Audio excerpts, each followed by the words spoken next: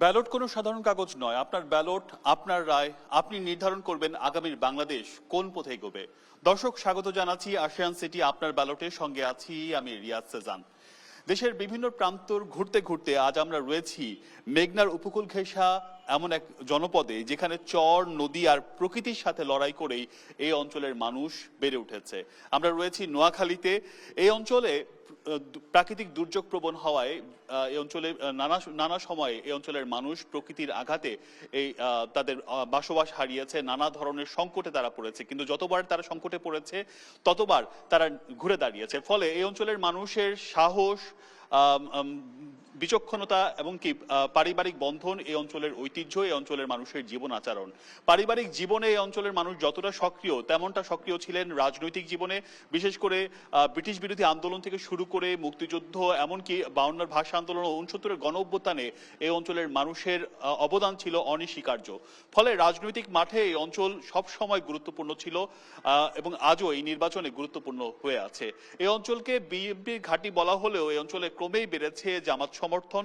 ফলে এই অঞ্চলের ভোটের মাঠে জামাত এবং বিএনপির লড়াইটা হবে হাড্ডাহাড্ডি। হাড্ডাহাড্ডি লড়াই হলেও এই অঞ্চলের মানুষ প্রত্যাশা করছেন এই লড়াই হবে উন্নয়নের জন্য, এই লড়াই হবে এই অঞ্চলের জীবনমান মানের পরিবর্তনের জন্য। বিশেষ করে এটি আসলে কোনো মাঠের যুদ্ধ হবে না, এটি হবে একটি উন্নয়নের যুদ্ধ, একসাথে কাজ করার যুদ্ধ। আমরা রয়েছি নোয়াখালীতে। এখানে রয়েছেন নোয়াখালীর ভোটাররা আমাদের সাথে। আজকে প্রার্থী হিসেবে রয়েছেন জনাব ইশাক, তিনি নোয়াখালী 4 আসন, বিশেষ করে সদর ও সুবর্ণচরের জামাত ইসলামী মনোনীত প্রার্থী এবং জেলা জামাতের আমির। আমার হাতের বামে রয়েছেন এবং আমার হাতের একেবারে বামে রয়েছেন জনাব জাহের, তিনি নোয়াখালী 4 আসনের গণ অধিকার পরিষদের প্রার্থী। তিনি রয়েছেন এবং আমার হাতের একেবারে ডান দিকে রয়েছেন সুশাসনের জন্য নাগরিক, তিনি সুজনের সভাপতি মোল্লা হাবিবুর রাসুল মামুন, আমার হাতের ডানে রয়েছেন। এবং আমাদের মধ্যে উপস্থিত হবেন মোহাম্মদ শাহজাহান, তিনি নোয়াখালী সদর ও সুবর্ণচর অর্থাৎ 4 আসনের বিএনপি মনোনীত প্রার্থী এবং বিএনপির ভাইস চেয়ারম্যান হিসেবে দায়িত্ব পালন করছেন। তিনি এসে উপস্থিত হবেন। আমাদের হাতে একটি প্রতিবেদন রয়েছে নোয়াখালী অঞ্চলের মানুষের চাও পাওয়া নিয়ে। সেই প্রতিবেদন দেখে আমরা ফিরছি। প্রতিবেদনটি দেখে নিচ্ছি। দেশের দক্ষিণ পূর্বাঞ্চলের জেলা নোয়াখালী জাতীয় রাজনীতি এবং সংসদ নির্বাচনে বরাবরের মতো এবারও আলোচনার অন্যতম অনুষঙ্গ। ত্রয়োদশ সংসদ নির্বাচনে নোয়াখালীর সব আসনে প্রচারণা এখন তুঙ্গে। 6টি আসনের 5টিতেই হেভিওয়েট প্রার্থী নিয়ে মাঠে নেমেছে বিএনপি। অন্যদিকে জামায়াত এনসিপিতেও রয়েছে কেন্দ্রীয় নেতাদের প্রার্থিতা। ভোটের মাঠে তৎপর ইসলামী আন্দোলন, খেলাফত মজলিসও। মেঘনা ঘেঁষা এ জনপদে গলার কাটা হয়ে দাঁড়িয়েছে নদী ভাঙ্গন, ভঙ্গুর স্বাস্থ্য ব্যবস্থা, শহরাঞ্চলের জলাবদ্ধতা আর চরাঞ্চলে অকেজো রাষ্ট্রীয় কাঠামো। দীর্ঘদিনের এ সমস্যার সমাধান এবারের ভোটে খুঁজছেন ভোটাররা। যারা দেশের উন্নয়ন করবে, রাস্তাঘাট করবে, চাঁদাবাজ মুক্ত দেশ গড়বে, শিক্ষা উন্নয়ন করবে, তাদেরকে আমরা ভোট দেব। মানুষ তাকে ভোট দেবে যে বন্যা কবল এরিয়া থেকে মানুষকে হেফাজত করতে পারবে। আমাদের দেশের মানুষ চায় যাদেরকে নির্বাচিত করবে তারা যেন আমাদের দেশে গণতন্ত্রকে একটা প্রাতিষ্ঠানিক রূপ, স্থায়ী রূপ দেয় এবং সেভাবে মানুষ আকাঙ্ক্ষা করে। আমরা চাচ্ছি এই নির্বাচনে 2টা আসন, এই 2টা আসনে যেন আমাদেরকে পুলিশ পূর্ণাঙ্গ গার্ড দিয়ে এবং মানুষকে হয়রানিমূলক না করে মানুষকে যেন ভোটের অধিকারটা ফিরিয়ে দিতে পারে এবং ভোট কেন্দ্রে সবাই যেন সুস্থভাবে ভোট দিতে পারে। বিএনপির প্রার্থীরা বলছেন, সুযোগ পেলে পুরনো অভিজ্ঞতা কাজে লাগিয়ে এ সকল সমস্যা সমাধান করা সম্ভব। অন্যদিকে জামায়াত ও অন্যান্য দলের প্রার্থীরা বলছেন, সুযোগ পেলে তারাও সমস্যা নিরসনে কাজ করবেন। প্রত্যেকটা বাচ্চাকে পড়ালেখা করতে হবে, তার খাওয়ার ব্যবস্থা করবো, কাপড় খাওয়ার ব্যবস্থা করবো, বাচ্চাকে পড়ালেখা করতে হবে। 100% এডুকেট করতে পারি আমরা, এবং যে পাওয়ারটা, তার নলেজ, জ্ঞানটা বাড়বে। ইনশাল্লাহ 15 বছর পরে চারটি সোনামরি সারা বাংলাদেশে একটা মডেল হবে, আমি আশা করি ইনশাল্লাহ। আরও ব্যাপক শিল্পায়নের ব্যবস্থা করা, চৌমনির যানজট নিরসন করে চৌমনিকে একটি আধুনিক বাণিজ্যিক নগরে পরিণত করা, এটাই হলো আমাদের টার্গেট। বাংলাদেশটা যেন প্রগতির বাংলাদেশ থাকে, শান্তির বাংলাদেশ থাকে, গণতান্ত্রিক বাংলাদেশ থাকে। আমাদের কর্মের পরিবেশ, আমাদের ছেলে মেয়েরা যেন বিদেশে শান্তিতে পড়ালেখা করতে পারে, কর্মসংস্থান করতে পারে, এটাই হলো আমাদের মূল চাওয়া। নোয়াখালীতে এবারের নির্বাচন শুধু ভোটের লড়াই নয়, বরং হয়ে উঠেছে আলোচনার রাজনীতি।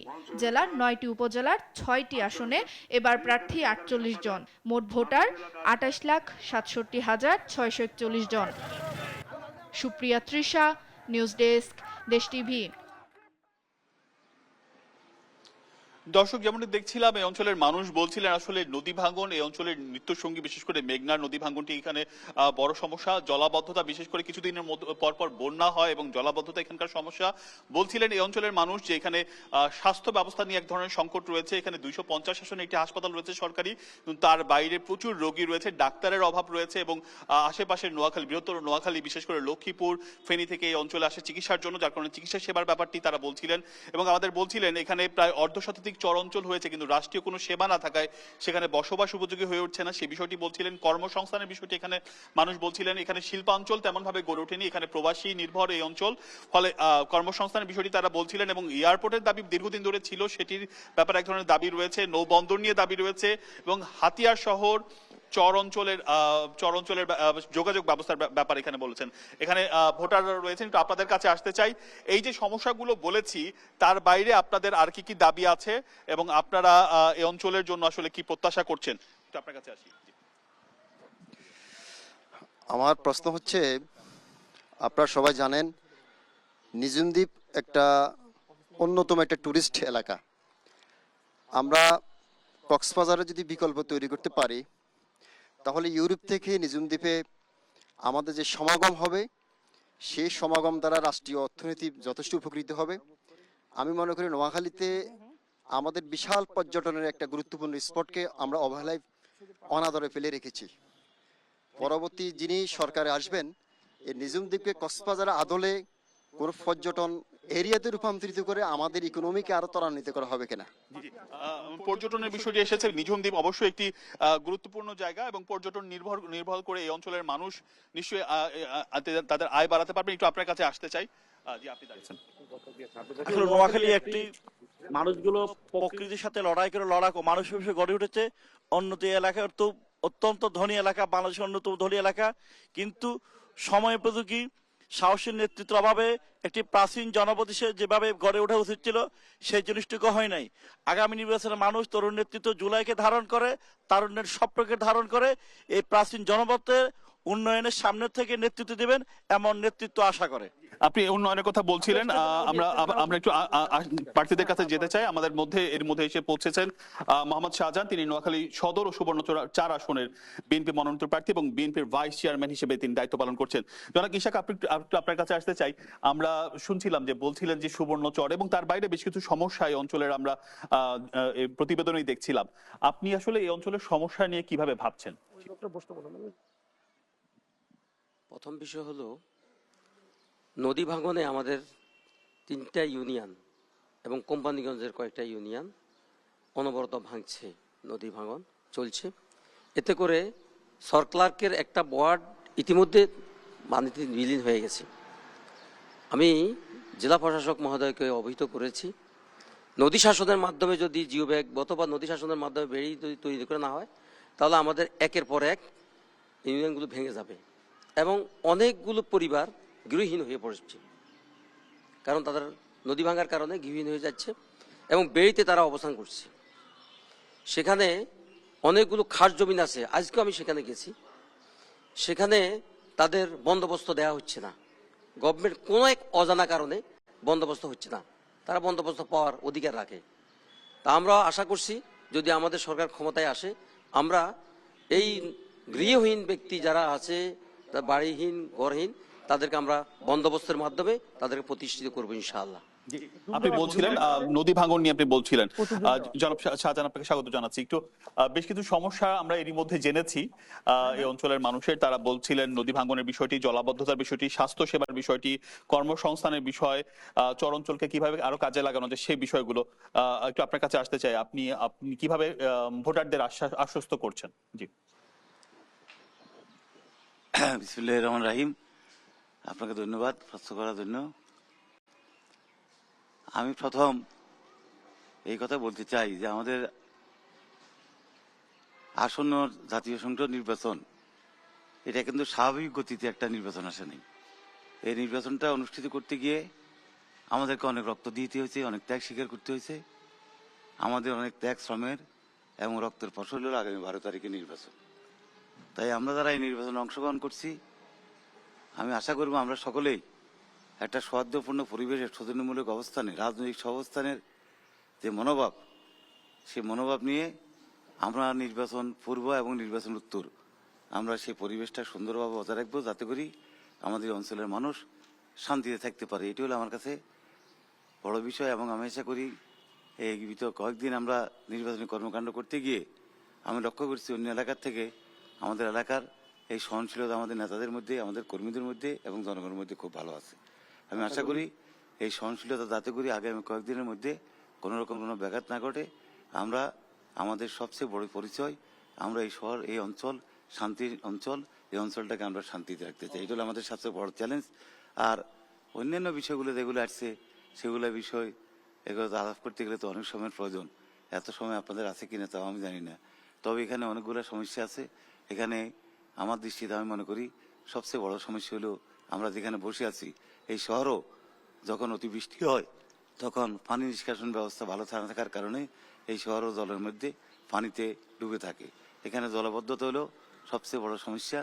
এই জলাবদ্ধতার কারণে আমাদের স্কুল কলেজে অনেক সময় পাঠদান থেকে আমরা বিরত থাকতে হয়। এখানে দিনমজুররা তাদের কর্মসংস্থান থেকে তারা বিরত থাকতে হয়। এখানে রাস্তাঘাটগুলো যেগুলো অবকাঠামো উন্নয়ন করা হয় সেই অবকাঠামোগুলো নষ্ট হয়ে যায়। এটা আমাদের জন্য বিরাট একটা চ্যালেঞ্জের বিষয়। আগামীতে আমি মনে করি যে আমাদের সরকার হোক বা যাই হোক, নির্বাচনের ফলাফল তো জনগণের ভোটাভুটি তাদের মতামত নির্ভর করবে। ফলাফল যাই হোক না কেন, আমরা এখানে যারা আছি আমি আশা করব সকলে ঐক্যবদ্ধভাবে এই জলাবদ্ধতা নিরসন করার জন্য যে কাজটা করা দরকার সেই কাজটা আমরা করব। আসবো, সুযোগ নিশ্চয়ই আছে। জনাব আব্দুল জাহের রয়েছেন আমাদের সাথে। বেশ কিছু এখানে সবচেয়ে বেশি আলোচিত বিষয় যিনি জনাব শাহজাহান বলেছেন যে একসাথে হয়ে কাজ করা এবং কোনো সংঘাত এড়ানোর কথা তিনি বলছেন, যেটা অন্য জায়গা হচ্ছে। এটি অবশ্যই খুব আলোচিত। জনাব জাহের, আপনি আপনার মন্তব্যটি করবেন। জি, প্রথমে শাহজাহান ভাইকে ধন্যবাদ জানাচ্ছি যে সবচেয়ে গুরুত্বপূর্ণ জিনিস যেটা বলেছে। এই বাংলাদেশ স্বাধীনতার পর থেকে বিভিন্ন সময় নির্বাচন কেন্দ্রিক বা এমনিতেই রক্তের গঙ্গা বয়ে গেছে। আমি মনে করি এই বাংলাদেশের আকাশ বাতাস এই রক্তে দূষিত হয়ে আছে। বিশেষ করে গত 15 বছর পরে, 16 বছর পরে আমাদের এই ছাত্র আন্দোলনের মাধ্যমে যে নতুন বাংলাদেশ গঠিত হয়েছে এবং এই নতুন বাংলাদেশের প্রত্যেক ছাত্র সমাজ, প্রত্যেক নাগরিকের ছাওয়া যে আগামীর বাংলাদেশ হবে, প্রতিহিংসা যাতে সেই বাংলাদেশে না থাকে, আগামীর বাংলাদেশ হবে দুর্নীতিমুক্ত, চাঁদাবাদ মুক্ত, আগামীর বাংলাদেশ হবে সকল রাজনৈতিক দল, ধর্ম, বর্ণ নির্বিশেষে সবাই সহাবস্থান যাতে নিশ্চিত করতে পারে, এটাই প্রত্যেকের প্রত্যাশা। সে জায়গায় আমাদেরও প্রত্যাশা যে নির্বাচনের রেজাল্ট যাই আসুক, আমরা প্রত্যেকেই আগামীর, বিশেষ করে যে গণ অভ্যুত্থানে যারা শহীদ হয়েছেন, যাদের অঙ্গহানি হয়েছে, তাদের প্রত্যেকের ছাওয়াকে গুরুত্ব দিয়ে আমরা দল মত নির্বিশেষে, ধর্মবর্ণ নির্বিশেষে আমরা বাংলাদেশে এক ও ঐক্যবদ্ধ থাকব।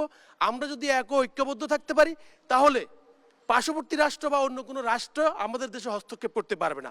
আমরা যদি আগের মতো রাজনৈতিক দলগুলো যদি এক অন্যের পিছনে থাকি, আমাদের মাঝে যদি প্রতিহিংসা থাকে, তাহলে আমাদের বাংলাদেশের সেই পূর্বের ন্যায় শকুনের থাবা আবার পড়তে পারে। তাই আমিও আশা করছি যে আগামীর বাংলাদেশে আমরা সবাই এক ঐক্যবদ্ধ থাকব।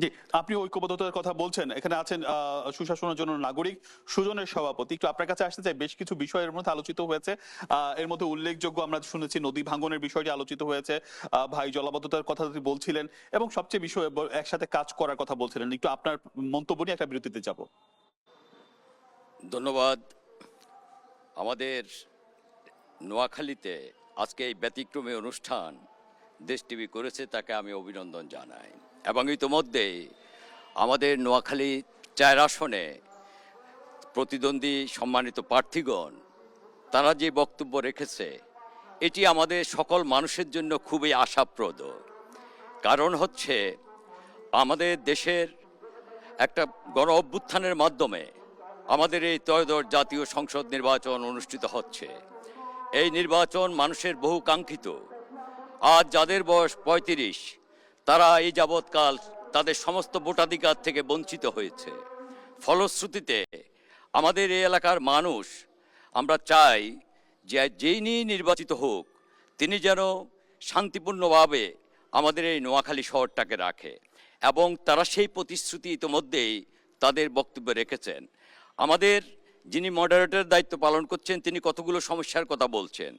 আমি এর বাইরে মনে করি আমাদের সামনে যে একটি পার্ক আছে, এটা পৌর শিশু পার্ক, এই শিশু পার্কটিকে আরও উন্নত করা। কারণ হচ্ছে এখানে শিশুদের, নারীদের এবং বিশেষ করে বয়স্ক মানুষদের চলাচলের কোনো ব্যবস্থা আমাদের এই নোয়াখালী শহরে নাই। এটি একটি মৌলিক সমস্যা বলে আমাদের এখানে আমরা মনে করি। আর স্বাস্থ্য সহ জলাবদ্ধতা ইত্যাদি বিষয়েও আপনারা উল্লেখ করেছেন। সুতরাং আমি নাগরিকদের পক্ষ থেকে এই দাবি করব যে যিনি বা যার দল নির্বাচিত হবেন তারা নিশ্চয়ই শুধুমাত্র দলকে প্রাধান্য না দিয়ে আমাদের এলাকা এবং এলাকার মানুষদের উন্নতির লক্ষ্যে, এদের কর্মসংস্থানের লক্ষ্যে, বিশেষ করে চরাঞ্চলের ভূমিহীন মানুষদেরকে তাদের কর্মসংস্থান, এবং যিনি আমাদের একজন সম্মানিত প্রার্থী বলেছেন যে খাট জমি পড়ে আছে সেটি মানুষদেরকে বন্দোবস্ত দেওয়া হচ্ছে না। দেশের আইন রয়েছে যে খাট জমি ভূমিহীন বন্দোবস্ত তারা পাবে। এই জাতীয় কর্মকাণ্ড এবং রাষ্ট্র পরিচালনা যদি করে আমরা আমাদের দেশটাকে একটি সৌহার্দ্যপূর্ণ সাম্যের দেশ হিসেবে আমরা দেখব বলে আমি মনে করি। সবার মধ্যে যে বিষয়টি সবচেয়ে বেশি আলোচিত হয়েছে সেটি ঐক্যবদ্ধতা, এবং আপনিও উন্নয়নের কথা বলছিলেন। একটা বিরতি নেওয়ার সময় হয়েছে, বিরতির পর ফিরছি এবং যে ভোটার আপনারা রয়েছেন আপনাদের কাছ থেকে আরো কিছু প্রশ্ন নিব যেগুলো আপনারা সরাসরি প্রার্থীদের কাছে করতে পারবেন। আমরা সেই পর্যন্ত একটা বিরতি নিচ্ছি, কিছুক্ষণ পর ফিরছি। দর্শক থাকুন আপনার ব্যালটের সাথে। আরেকবার স্বাগত জানাচ্ছি আশিয়ান সিটি আপনার ব্যালটের সঙ্গে আছি আমি রিয়াজ সেজান। আছি নোয়াখালীতে, নোয়াখালী সদর চার আসনে রয়েছি। আমাদের সাথে রয়েছেন মোহাম্মদ শাহজাহান, নোয়াখালী সদর ও সুবর্ণচর আসনের বিএনপি মনোনীত প্রার্থী, তিনি বিএনপির ভাইস চেয়ারম্যান হিসেবে দায়িত্ব পালন করছেন। আছেন ইসহাক খন্দকার, তিনি নোয়াখালী 4 আসনের জামাত ইসলামী মনোনীত প্রার্থী এবং তিনি জেলা জামাতের আমির। আমার হাতের বামে রয়েছেন মোহাম্মদ আব্দুর জাহের, তিনি নোয়াখালী 4 আসনের গণ অধিকার পরিষদের প্রার্থী। আছেন সুশাসনের জন্য নাগরিক সুজনের সভাপতি জনাব অ্যাডভোকেট মোল্লা হাবিবুর রাসুল মামুন।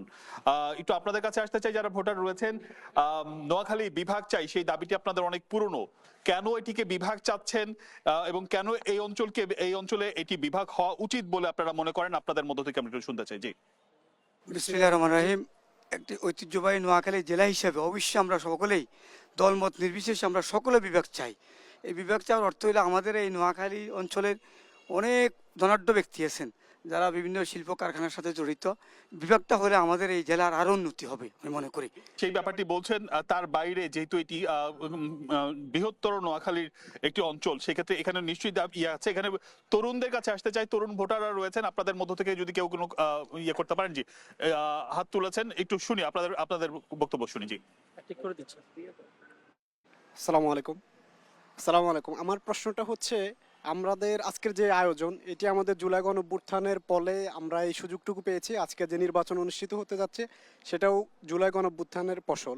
তো সেক্ষেত্রে আমার প্রশ্নটা হচ্ছে যে আমাদের বিএনপি মনোনীত প্রার্থীর কাছে, যে আমরা জুলাই পরবর্তী থেকে এখন পর্যন্ত যে আমাদের আসলে 4 জন শহীদ আছে, অসংখ্য আহত এবং পুঙ্গুত্ব ভাইয়েরা আছে, তাদেরকে নিয়ে আমরা কোনো আয়োজন কিংবা তৎপরতা দেখি নেই।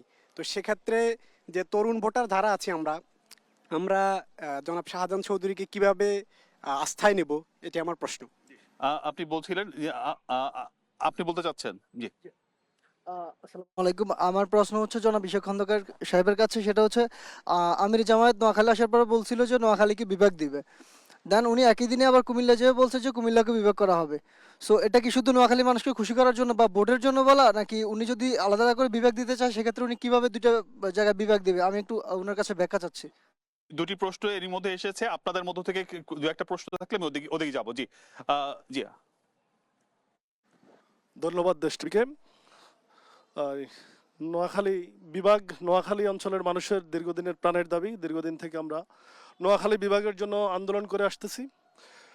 নোয়াখালী বিভাগ এই কারণেই করা দরকার, কারণ নোয়াখালী হচ্ছে একটি অত্যন্ত প্রাচীন জনপদ এবং নোয়াখালীতে অনেক ধনাঢ্য ব্যক্তির বসবাস। আমরা জানি বাংলাদেশের অধিকাংশ শিল্পপতির বাড়ি নোয়াখালী। তাছাড়া নোয়াখালীতে দীর্ঘদিন থেকে নোয়াখালীতে আমরা বিভাগের আন্দোলন করে আসছি। আমাদের পার্শ্ববর্তী যে জনপদগুলোতে, যে ডিস্ট্রিক্টগুলোতে বিভাগের দাবি উঠেছে, বিভাগ দেওয়া হচ্ছে, সে বিভাগগুলোর তুলনায় নোয়াখালী অনেক বেশি সমৃদ্ধ। করতে পারতেন ব্যাখ্যাটা আমরা ওনাদের কাছ থেকে নিচ্ছি। জি, বেশ কিছু প্রশ্ন, দুটি প্রশ্ন আপনাদের কাছে এসেছে। একটা জনাব ইশাক খন্দকারের কাছে এসেছে যে জামাতে আমির বলেছে কুমিল্লাতেও বলেছে বিভাগ হবে এবং এখানেও বলেছে বিভাগ হবে, সেই ক্ষেত্রে আসলে এটার ব্যাখ্যাটা কি?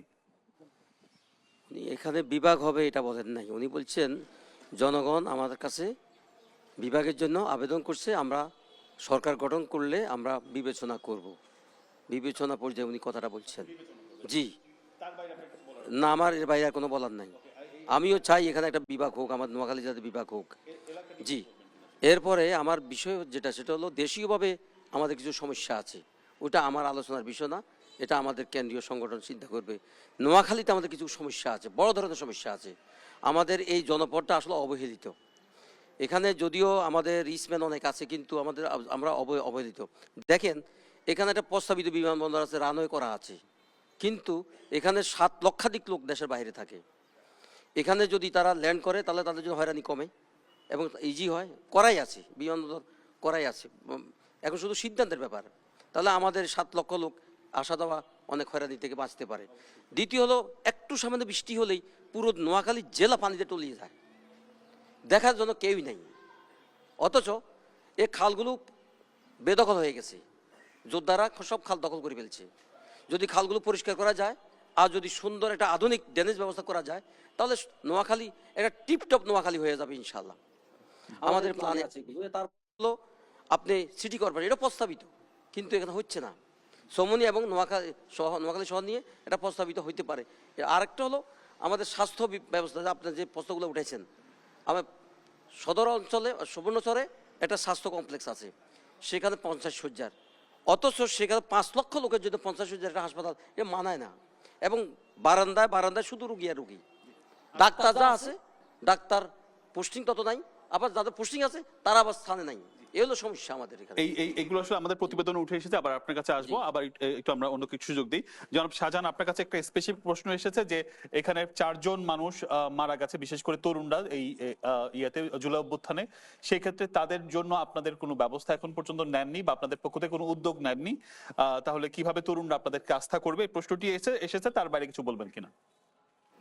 আমার মনে হয় যিনি এই প্রশ্নটা করছেন তিনি সমসাময়িক রাজনীতির সাথে এবং ঘটনাবলীর সাথে খুব প্রশ্ন করার জন্য প্রশ্ন করেছেন, খুব বেশি এটার সাথে অবহিত নন।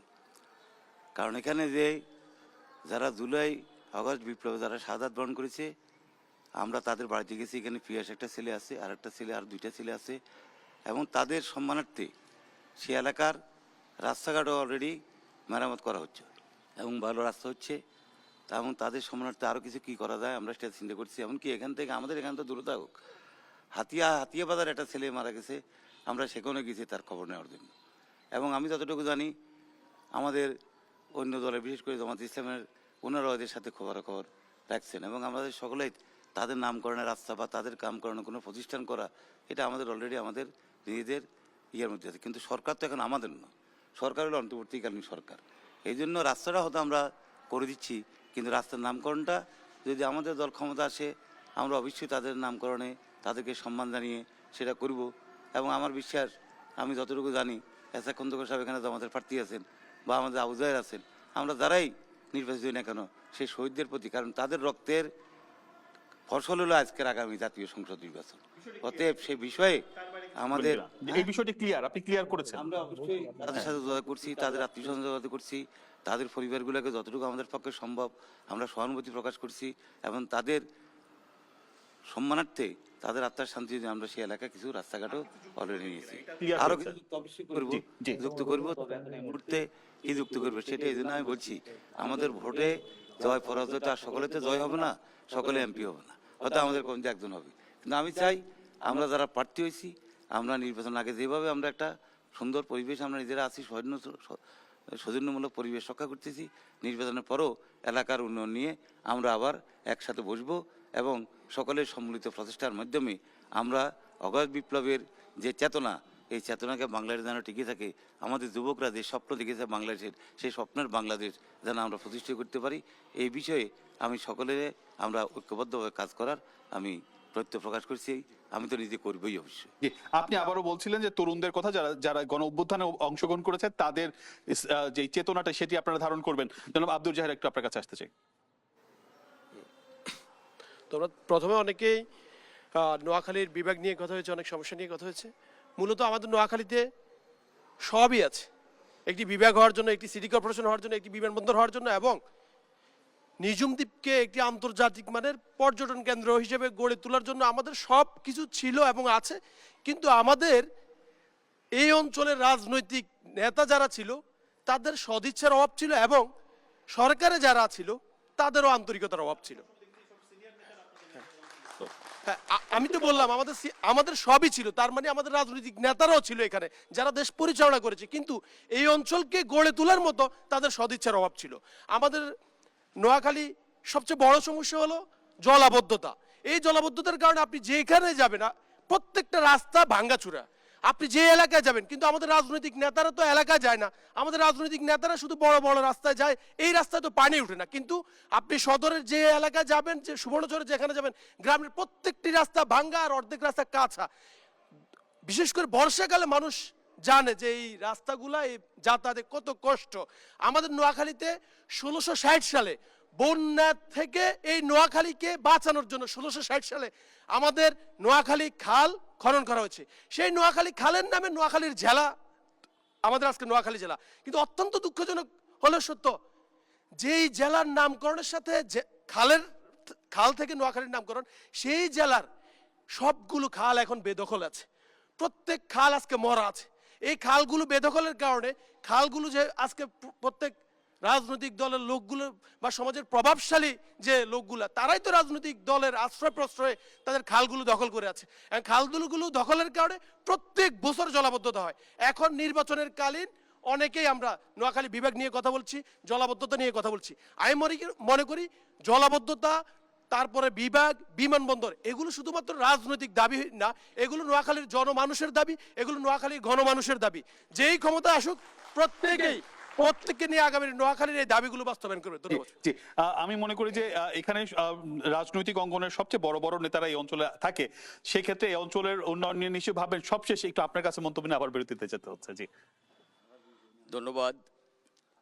আমাদের নোয়াখালী জেলা এই বাংলাদেশের প্রাচীনতম জেলাগুলোর মধ্যে অন্যতম একটি, কিন্তু আমাদের নোয়াখালী জেলাবাসীর দুর্ভাগ্য সেটি হচ্ছে বিভিন্ন সময় বিভিন্ন সরকারের আমলে ক্ষমতার মূল কেন্দ্রবিন্দুতে আমাদের এই এলাকার জনপ্রতিনিধিগণ তারা প্রতিনিধিত্ব করা সত্ত্বেও তারা এই এলাকাকে একটা প্রাচীন জেলা হিসেবে যেটুকু উন্নয়নের দিকে নিয়ে যাওয়ার দরকার ছিল তার কিয়দংশও তারা সেভাবে সচেষ্ট হননি।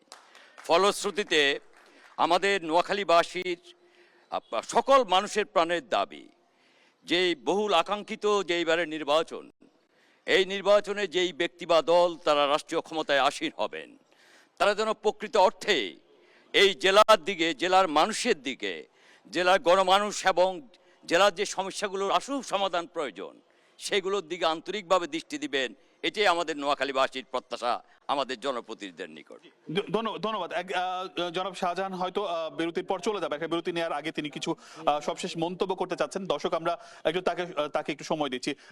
আপনি বিরতির পর নিশ্চয়ই চলে যাবেন বলেছেন, তার আগে একটু সবশেষ মন্তব্য ভোটারের উদ্দেশ্যে বলবেন এবং নিরাপত্তার বিষয়টি কি বলবেন, ভোটের মাঠ, ভোট দিতে ভোটাররা যাবে কিনা সেই আহ্বান করবেন কিনা, গণভোট নিয়ে কোনো মন্তব্য আছে কিনা।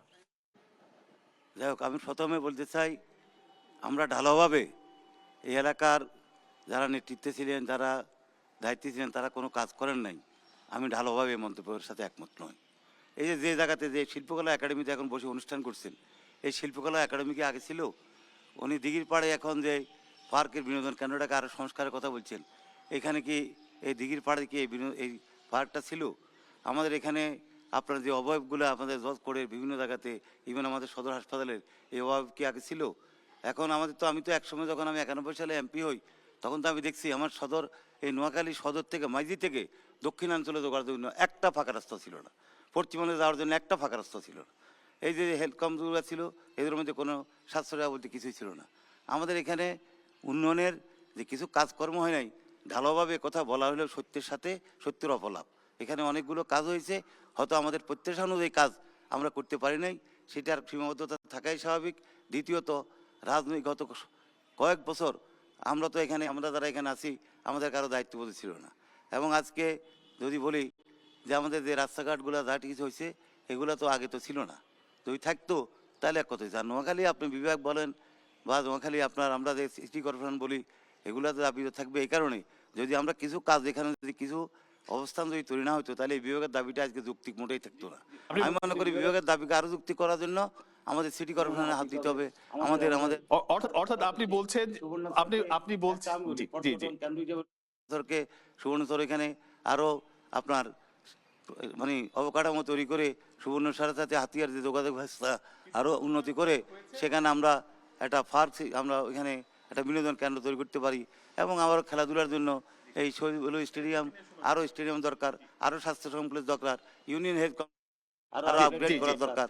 এইসব কাজগুলো করার আমরা আমাদের কাঙ্ক্ষিত লক্ষ্যে আমরা বুঝতে হবে। এবং সবচেয়ে বড় কথা, নোয়াখালীর যেটা আছে সেটা অনেক জেলাতে নাই। নোয়াখালী জেলার রাজনৈতিক যে অবস্থান, যে রাজনৈতিক যে শান্তি থাকে, অন্য যে খুব কম জেলা আছে, এবং আমাদের পার্শ্ববর্তী লক্ষ্মীপুরের সাথে নোয়াখালী যদি তুলনা করি, নোয়াখালী অনেক ভালো আছে। একটা থানা আছে, একটা নতুন নামকরণ উপজেলা সুবর্ণচর উপজেলা হয়েছে। তো সেই সুবর্ণচর উপজেলার যেখানে আজকে একটু আগে ইসাক খন্দকার সাহেব যে কথা বললেন, ভূমিহীনদের জমি দেওয়ার কথা, ভূমি উনিদের দখলে রাখার কথা, এক সময় এই অঞ্চল তো ভূমিদস্যুদের দখলে ছিল, জলদস্যুদের দখলে ছিল, বনদস্যুদের দখলে ছিল। সেই বনদস্যুদের দখল থেকে জমিকে উদ্ধার করার জন্য আমাদেরকে অনেক কষ্ট করতে হয়েছে, অনেক ত্যাগ স্বীকার করতে হয়েছে।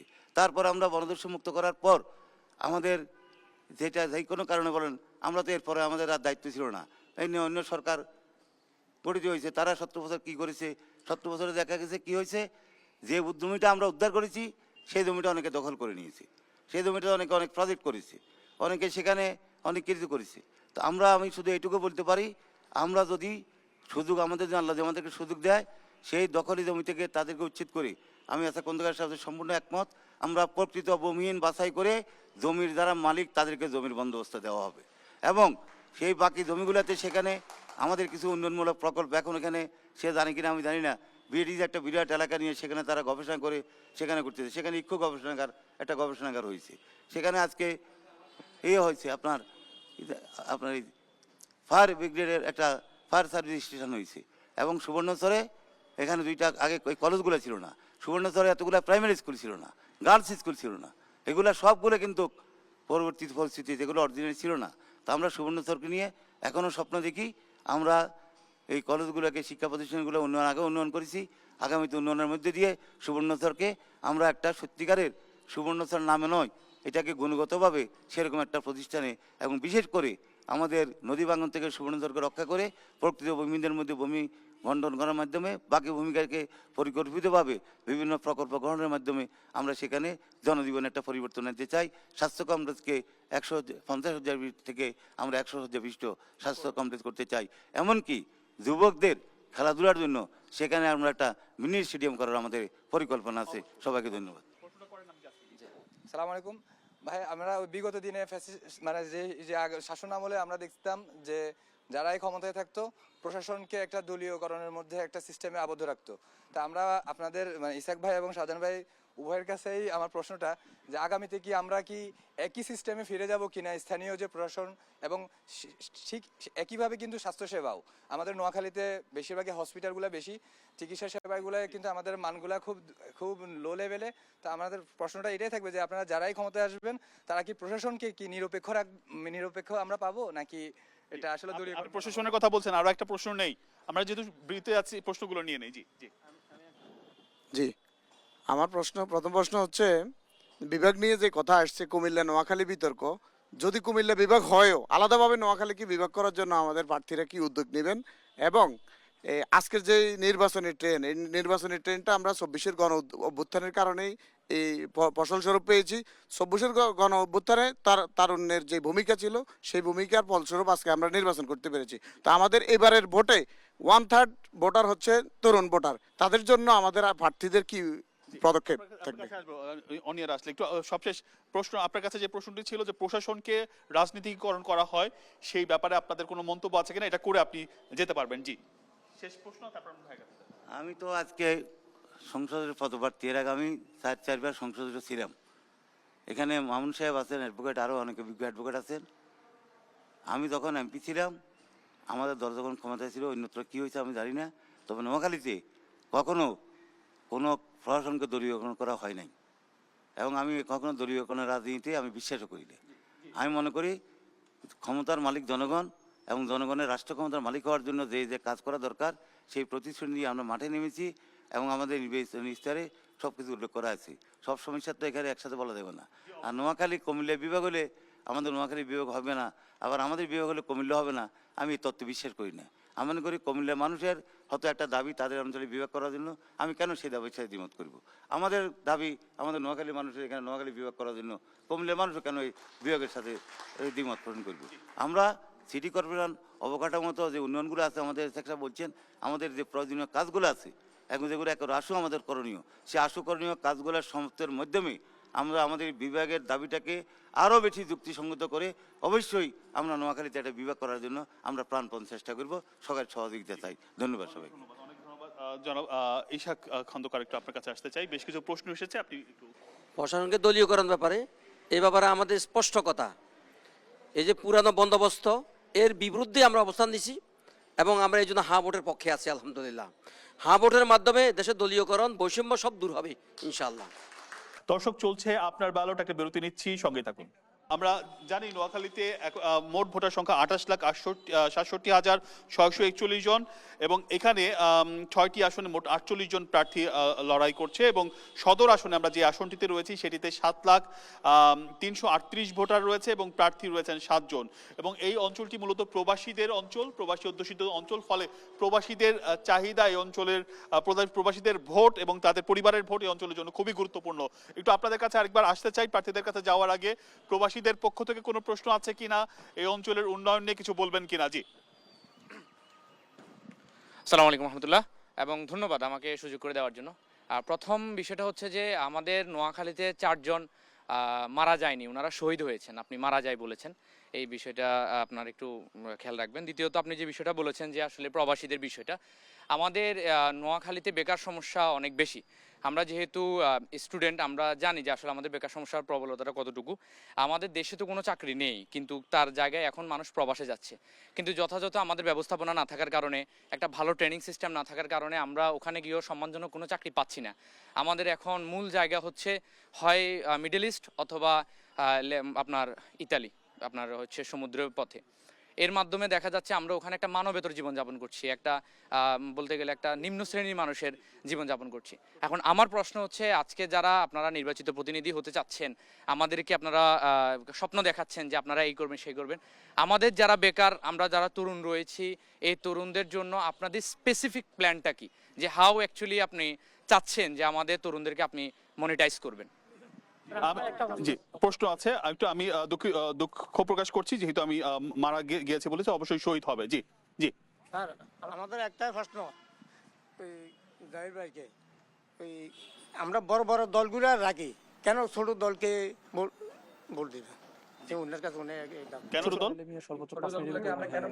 কেন ভোট দিব? জি, বড় দল রেখে কেন ছোট দলগুলো ভোট দিব, সেটাও একটি বিষয় জনাব জাহিরের কাছে এসেছে। একটু আপনার কাছে আসি।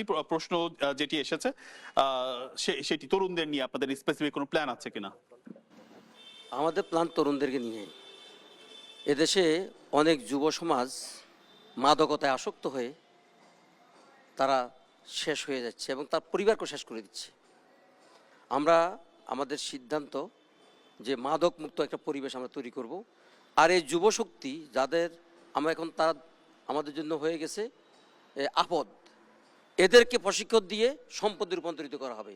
তাদের 2 হাতকে আমরা কাজে লাগাবো, এবং বিশাল এলাকা আমাদের চরাঞ্চল, এখানে যদি আমরা কৃষি বলেন, মাছ চাষ বলেন, পশু চাষ বলেন, অথবা হাঁস মুরগি চাষ বলেন, ওদেরকে দক্ষ করে গড়ে তুলে যদি আমরা ওখানে তাদেরকে স্থাপন করতে পারি, তাহলে আমাদের বেকারত্ব দূর হবে, এবং প্রশিক্ষণ দিয়ে যাবে দেশের বাইরেও পাঠাতে পারি, তাহলে আমরা যথেষ্ট রেভিনিউ পাবো ইনশাআল্লাহ। জনাব জহিরের কাছে একটা প্রশ্ন আছে, যে কেন ছোট দলগুলোকে কেন ভোট দিবেন? ধন্যবাদ। আমাদের দেশের রাজনৈতিক কালচার মানে এমন, বিশেষ করে রাজনৈতিক দলগুলো চায়, রাজনৈতিক নেতারা চায় তার নির্দিষ্ট এরিয়া যাতে অনুন্নত থাকুক, পিছিয়ে থাকুক, তাহলে সে এটাকে তার মতো কন্ট্রোল করতে পারে। রাজনৈতিক দলগুলো চায় না তার যে জনপদ, এই জনপদ উন্নত হোক। জনপদ যদি উন্নত হয় তাহলে ওই জনপদের যে সাধারণ মানুষজন আছে তাদের জীবন মান উন্নয়ন ঘটবে। জীবন মান যদি উন্নয়ন ঘটে তাহলে সে নেতার কথা চলবে না এবং নেতার কথায় তার আগামীর জীবন যাপন সে পরিচালনা করবে না। এখন কেন আমাকে ভোট দিবে?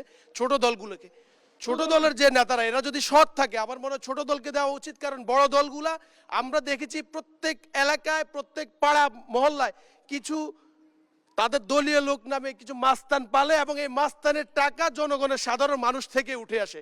কিন্তু ছোট দলগুলোর নেতারা এই মাস্তান পালবে না এবং এই ছোট দলের নেতারা তাদের টোটাল যে তার এলাকায় যে অর্থ বাজেটটা আসে সব বাজেট তারা তাদের জনগণের জন্য কাজ করতে পারবেন। অর্থাৎ সৎ নেতাকে জি জি জি বড় দলের মধ্যে তো বাংলাদেশ জামাত ইসলামী আছে, তারা কোনো সন্ত্রাসী ফেলে না। জি, আমরা মনে করি কোনো সন্ত্রাসী থাকবে না কোনো দলে। একদম সবশেষ মন্তব্য আপনার কাছ থেকে আমরা শেষ করব। জি জি শেষ করব, আপনি শেষ মন্তব্যগুলো করবেন, তারপর আমরা শেষ করব প্রোগ্রামটা। আজকে নোয়াখালী 4 আসনে শিল্পকলা একাডেমিতে আজকে নোয়াখালীর প্রধান দুটি দল, বাংলাদেশ জাতীয়তাবাদী দল বিএনপি এবং বাংলাদেশ জামাত ইসলামী এবং তার সাথে গণ অধিকার পরিষদের ক্যান্ডিডেট, তারা আমাদের সামনে তাদের আকাঙ্ক্ষা এবং নির্বাচিত হলে কি করবেন সেই বিষয়গুলো তারা উত্থাপন করেছেন। পাশাপাশি আমাদের এখানে উপস্থিত সাধারণ মানুষ তারাও প্রশ্ন উত্থাপন করেছেন। সুবর্ণচর এই উপজেলাটা এটা আমাদের হাতেই তৈরি করা উপজেলা। এটা একসময় এখানে একটা থানাও ছিল না, একটা ফাঁড়ি ছিল। সেই জায়গাতে আজকে একটা ছদ্মপাড়া থানা আছে, একটা নতুন নামকরণ উপজেলা সুবর্ণচর উপজেলা হয়েছে।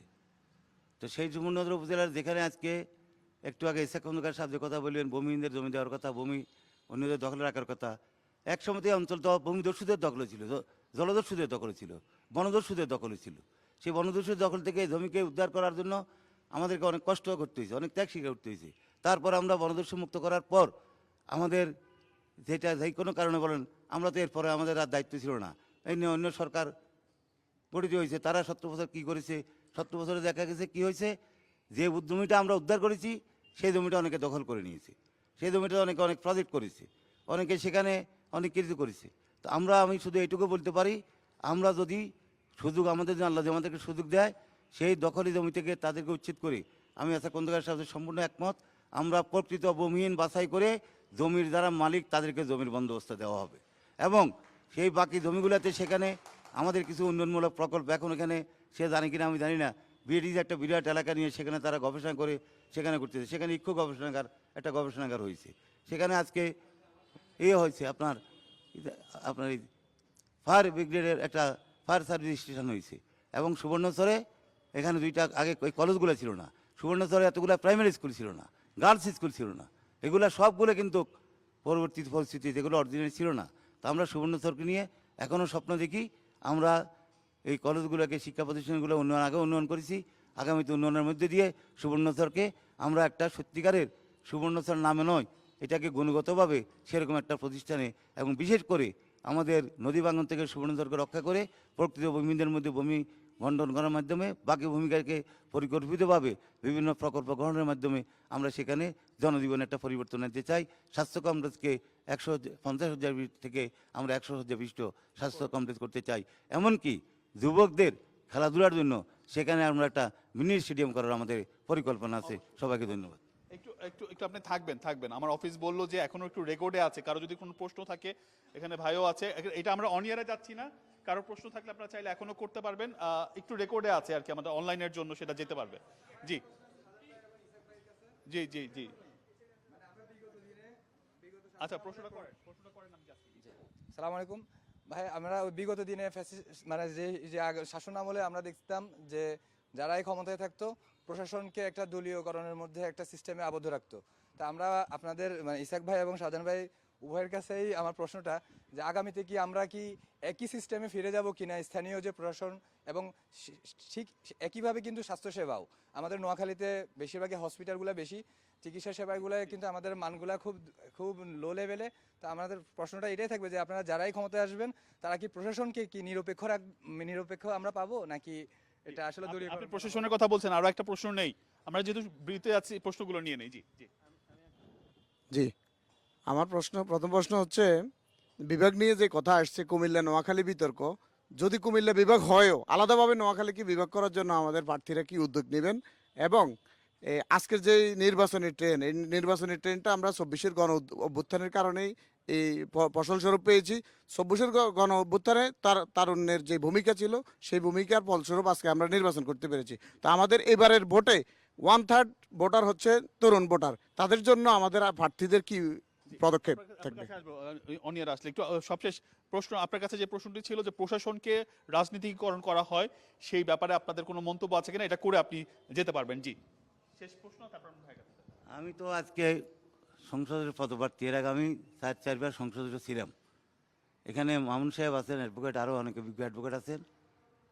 আমি যখন এমপি ছিলাম, আমাদের দল যখন ক্ষমতায় ছিল, অন্যত্র কী হয়েছে আমি জানি না, তবে নোয়াখালীতে কখনো কোনো প্রশাসনকে দলীয়করণ করা হয় নাই, এবং আমি কখনো দলীয়করণের রাজনীতিতে আমি বিশ্বাসও করি না। আমি মনে করি ক্ষমতার মালিক জনগণ, এবং জনগণের রাষ্ট্র ক্ষমতার মালিক হওয়ার জন্য যে যে কাজ করা দরকার সেই প্রতিশ্রুতি নিয়ে আমরা মাঠে নেমেছি, এবং আমাদের নির্বাচনী স্তরে সব কিছু উল্লেখ করা আছে। সব সমস্যা তো এখানে একসাথে বলা যাবে না। আর নোয়াখালী কুমিল্লা বিভাগ হলে আমাদের নোয়াখালী বিভাগ হবে না, আবার আমাদের বিভাগ হলে কুমিল্লা হবে না, আমি এই তত্ত্ব বিশ্বাস করি না। আমি মনে করি কুমিল্লার মানুষের হয়তো একটা দাবি তাদের অঞ্চলে বিভাগ করার জন্য, আমি কেন সেই দাবির সাথে দ্বিমত করব? আমাদের দাবি আমাদের নোয়াখালী মানুষের এখানে নোয়াখালী বিভাগ করার জন্য, কুমিল্লার মানুষও কেন এই বিভাগের সাথে দ্বিমত পোষণ করব? আমরা সিটি কর্পোরেশন অবকাঠামোগত যে উন্নয়নগুলো আছে, আমাদের সেক্টর বলছেন, আমাদের যে প্রয়োজনীয় কাজগুলো আছে, এখন যেগুলো একটা আশু আমাদের করণীয়, সেই আশু করণীয় কাজগুলোর সমাপ্তের মাধ্যমে আমরা আমাদের বিভাগের দাবিটাকে আরও বেশি যুক্তিসঙ্গত করে অবশ্যই আমরা নোয়াখালীতে একটা বিভাগ করার জন্য আমরা প্রাণপণ চেষ্টা করব। সবার সহযোগিতা চাই। ধন্যবাদ সবাই। জনাব ইশাক খন্দকার, একটু আপনার কাছে আসতে চাই। বেশ কিছু প্রশ্ন এসেছে, আপনি একটু উত্তর দিবেন।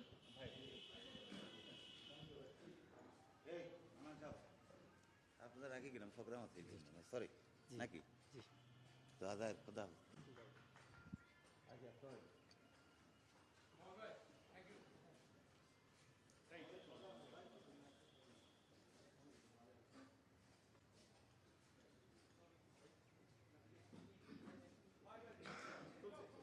জি, একটা প্রশ্ন আসছে প্রশাসনকে দলীয়করণের ব্যাপারে। এ ব্যাপারে আমাদের স্পষ্ট কথা, এই যে পুরানো বন্দোবস্ত এর বিরুদ্ধে আমরা অবস্থান নিছি, এবং আমরা এই জন্য হাঁ ভোটের পক্ষে আছি। আলহামদুলিল্লাহ, হাঁ ভোটের মাধ্যমে দেশের দলীয়করণ, বৈষম্য সব দূর হবে ইনশাআল্লাহ। এরপরে আর দ্বিতীয় প্রশ্ন কি বলছেন? বিভাগের কথা হয়ে গেছে, আমার বক্তব্য শেষ। হইতে পারে, এটা হইতেই পারে। জি, আমার আর কিছু কথা। এবারে আমরা টিভি দেখাবো। জি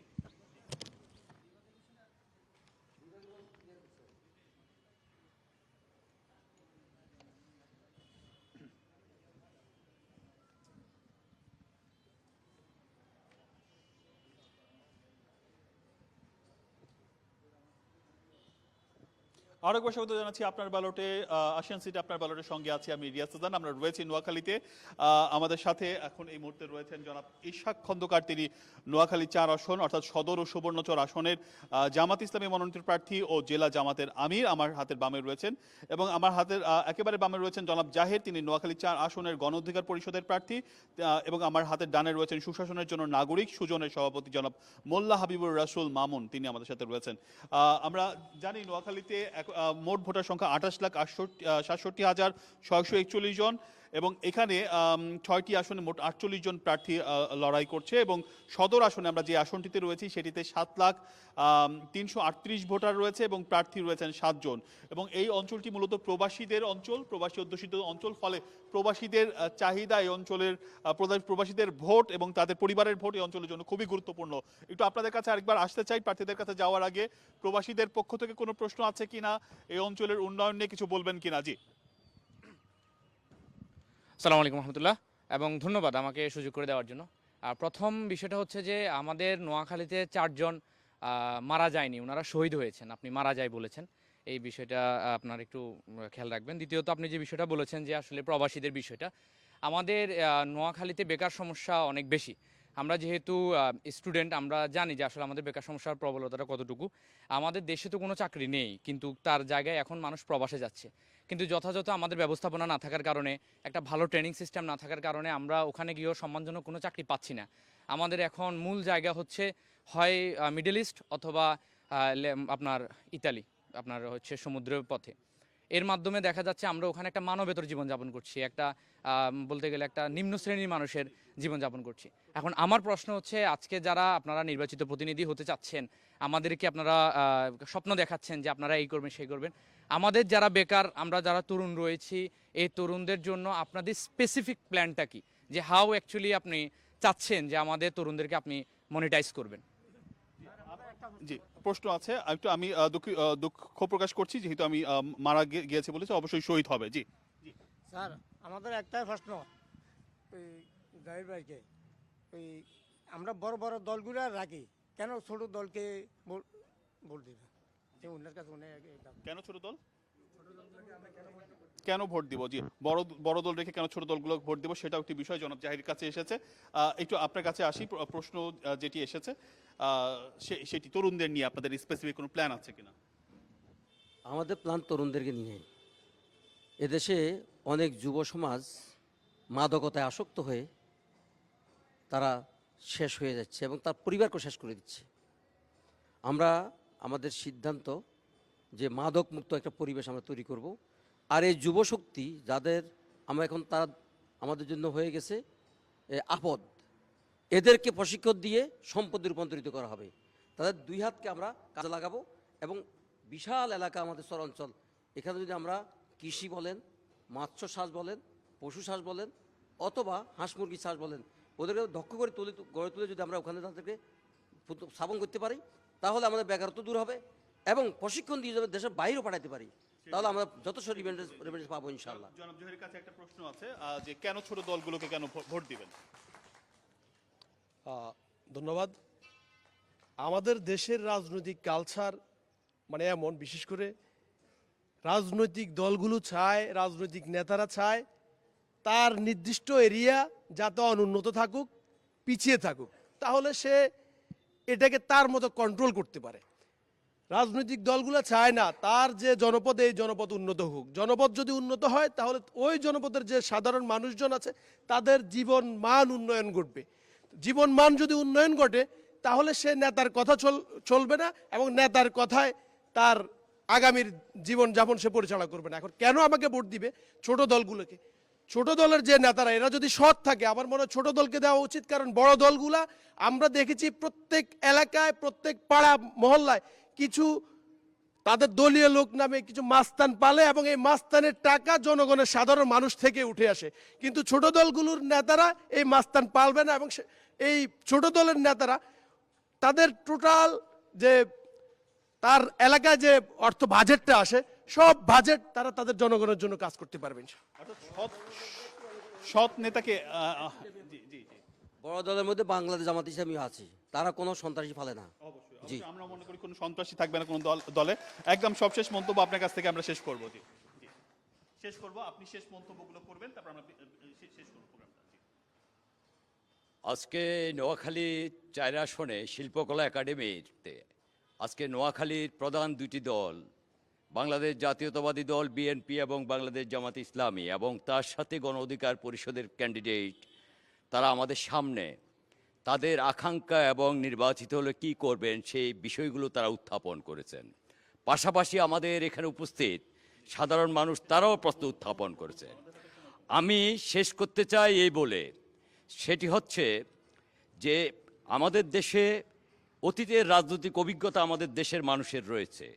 সুতরাং এই অভিজ্ঞতাকে কাজে লাগিয়ে যে ব্যক্তি বা দল সবসময় গণমানুষের সাথে থাকে, গণমানুষের বিশেষ করে লোকাল পার্সিয়াল মুভমেন্টকে যারা সমর্থন করে অগ্রসর করে নিতে চায়, তাদেরকেই আমাদের এখানকার মানুষ ভোট দিবে এবং জয়যুক্ত করবে। এবং তারা জয়যুক্ত হলে এই এলাকার উন্নতি করবেন, এটাই আমাদের আকাঙ্ক্ষা। আমরা মনে করি সবশেষ এক কথা যে আসলে এই অঞ্চলের মানুষের মঙ্গলের জন্য আসলে যারা কাজ করবে, যারা এই অঞ্চল এবং ঐক্যবদ্ধভাবে কাজ করবে এই অঞ্চলের মানুষের জন্য, সেটি আসলে এটি সবচেয়ে বড় বিষয় হয়ে দাঁড়িয়েছে। এবং এখানে বলা হচ্ছে যে ভোটের একটি উৎসবমুখরভাবে ভোট হবে এবং নিরাপদভাবে সবাই ভোট দেবে, এবং যারা ভোট দেবে তারা আসলে দেশের জন্য দেশের সঠিক সিদ্ধান্তটা তারা নেবে। তাই আপনার ব্যালটে আপনি আপনার রায়টি দিন, যেই পথে এগোবে বাংলাদেশ। অনেক ধন্যবাদ দর্শক আমাদের সাথে সময় দেওয়ার জন্য। আশিয়ান সিটি আপনার ব্যালটে এই পর্যন্তই। আগামীকাল দুপুর 3টায় আবারও নতুন কোনো জায়গা থেকে যুক্ত হচ্ছে আপনাদের সঙ্গে। সে পর্যন্ত ভালো থাকুন।